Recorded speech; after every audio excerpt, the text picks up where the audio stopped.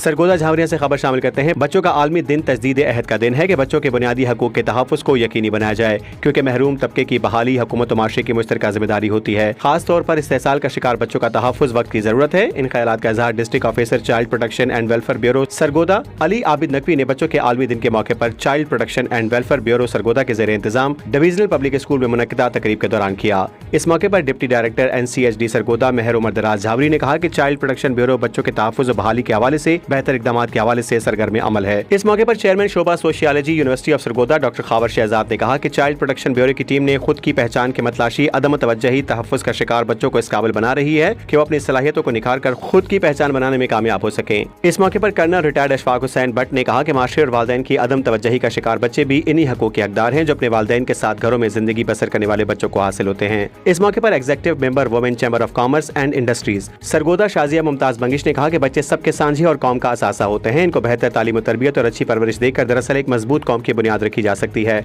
इस मौके पर मोहम्मद उमर डायरेक्टर सुंदस फाउंडेशन भी मौजूद थे। इस मौके पर डिस्ट्रिक्ट ऑफिसर अली आबिद नकवी ने तकरीब के शुरका को चाइल्ड प्रोटेक्शन ब्यूरो के कयाम के आगराज और मकासद और सरगोदा ब्यूरो की अब तक की कारकर्दगी के हवाले से मुकम्मल ब्रीफिंग दी। तकरीब के दौरान सिविल सोसाइटी और NGOs के नुमाइंदों, DPS के असातिज़ा और तलबा ने शिरकत की। रिपोर्ट जफर अब्बास, तहसील रिपोर्टर शाहपुर झावरिया।